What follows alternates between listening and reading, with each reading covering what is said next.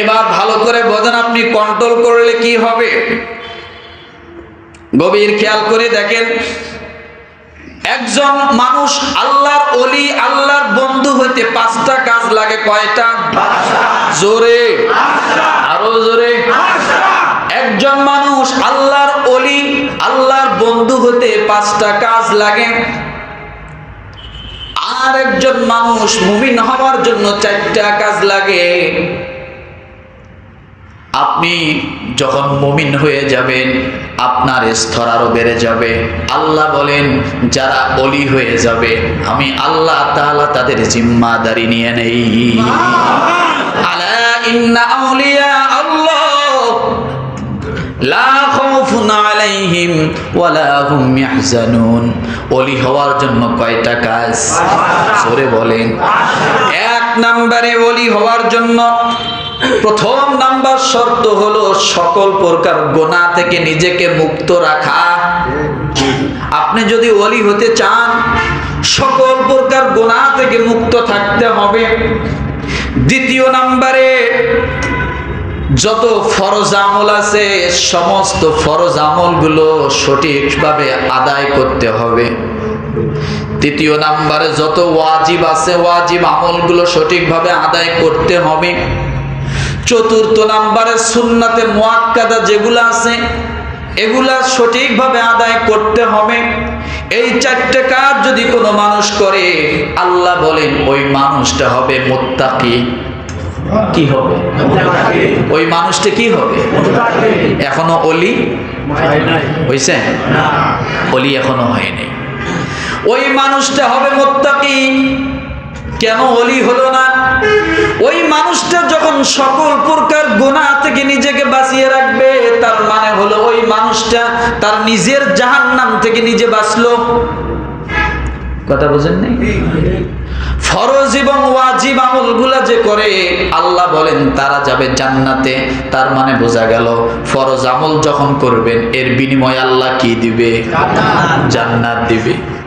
সুন্নতে মুআক্কাদা যে আমলগুলো আছে, এগুলো যখন করবেন এর বিনিময়ে আপনি নবীজির সুপারিশ পাবেন কিয়ামতের ময়দানে। তাহলে এই 4 আমল মিলে যে 4টা আমল করলেন, কার জন্য? নিজের জন্য। প্রথম হলো সমস্ত গুনাহ থেকে মুক্ত থাকার কারণ হলো আমি জাহান্নাম থেকে বাঁচলাম। দ্বিতীয় নাম্বার, ফরজ এবং ওয়াজিব আমলগুলো করার কারণ হলো আমি জান্নাতের দিকে অগ্রসর হলাম। তৃতীয় নাম্বারে সুন্নতে মুআক্কাদা আমলগুলো করার কারণ হলো আমি নবীজির সুপারিশের অন্তর্ভুক্ত হলাম। কিন্তু আমি এখনো ওলি হতে পারলাম না। আল্লাহর হাবিব ডাক দিয়ে বলেন, ওলি হওয়ার জন্য ওভারটাইম করতে হবে। কি করতে হবে? মাসের বেতন পান, বাসা ভাড়া, খাওয়া দাওয়া সব দিয়ে সমান সমান 1 টাকাও সঞ্চয় থাকে না। কিন্তু যদি মাসে অল্প কিছু ওভারটাইম করেন, তাহলে ওই টাকাটা দিয়ে একটু ভালো চলা যায়, একটু সঞ্চয় করা যায়। আছে না? আপনাদেরকে দিয়ে বুঝাইলাম, রাগ করবেন না। একটু ওভারটাইম হলে ভালো চলা যায়। আর যদি ওভারটাইম না হয়, দেখবেন রাস্তা দিয়ে হাঁটে আর কয় এই মাসে কেমনে চলবো রে, সমান সমান ডিউটি, ওভারটাইম নেই। তার মানে বোঝা গেল শুধু ডিউটি দিয়ে বাঁচা যায় না, ওভারটাইম লাগে। আল্লাহর নবী ডাক দিয়ে বলেন, কেউ যদি আল্লাহর প্রিয় হতে চায়, আল্লাহর বন্ধু হতে চায়, লা খাউফুন আলাইহিম ওয়ালা হুম ইয়াহজানুন। আল্লাহ যার কথা বলেছেন, আল্লাহ যার মাওলা হতে চেয়েছেন, যার ওলি হতে চেয়েছেন, তার কাজ হলো 5ম নাম্বারের কাজটা হলো অধিক নফল আমল। কি আমল? এই নফল আমলটা আপনার ইচ্ছাধীন। আপনি করলে সওয়াব পাবেন, না করলে কোনো গুনাহ হবে না।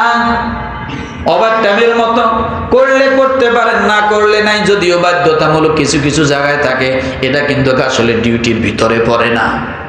পড়ে ডিউটির বাহিরে, জেনারেল ডিউটির বাহিরে পড়ে।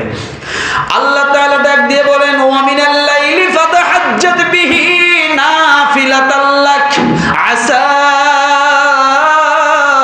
আন ইয়াবআসাকা রাব্বুকা মাকামান মাহমুদা। একটু সময় 5 ওয়াক্ত নামাজের বাইরে যদি একটু ওভারটাইম করো, ডিউটি করো, আমি আল্লাহ তাআলা, আমি আল্লাহর জন্য আধা ঘন্টা সময় যদি দিতে পারো, একটু যদি মুখে জবানে জিকির করতে পারো, তোমরা হাঁটতেছো, আমি আল্লাহকে যদি একটু স্মরণ করতে পারো, যা মানুষ জানে না, মানুষ দেখে না, আমি আল্লাহ দেখি। আল্লাহ বলেন ওই মানুষটা আমি আল্লাহর বন্ধুতে পরিণত হয়ে যাও। একটু একান্ত সময় আল্লাহ চান, আল্লাহর জন্য। কার জন্য? তাহলে এখান থেকে একটু জানা, আমরা কি সকলে ওলি হতে চাই? আল্লাহ যেন আমাদেরকে কবুল করে। আমি কি করতে হবে? 1 নাম্বার সকল প্রকার গুনাহ ছেড়ে দিতে হবে। 2 নাম্বার ফরজ ওয়াজিব আমলগুলো সঠিকভাবে আদায় করতে হবে। 3 নাম্বার সুন্নতে মুআক্কাদা পড়তে হবে। এখানে ওয়াজিবটাকে আলাদা করলে 4টে হয়। এরপরে নফল আমল করতে হবে। আপনি নফল আমল যত করবেন, আল্লাহর সাথে আপনার সম্পর্কটা তত তারা বেশি গাঢ় হবে। তত কি হবে? তত গাঢ় হবে।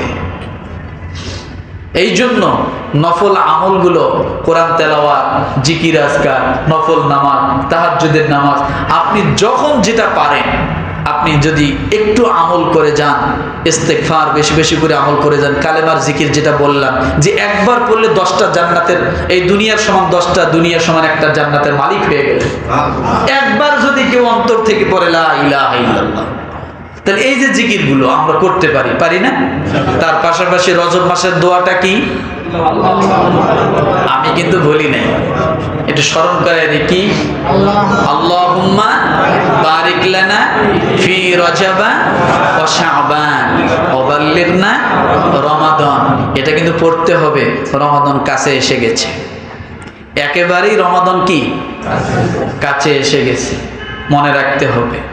তাহলে আমরা এই দোয়াটা পাঠ করি, করবো ইনশাআল্লাহ। ঘরে করতে বলেছিলাম, ঘরেও আমলটা করতে বলবেন। আর নফল আমলগুলো এই মাসগুলোতে বেশি বেশি করে করবেন, যাতে রমাদান আসার আগে আমরা আল্লাহর বন্ধুতে পরিণত হয়ে যাই।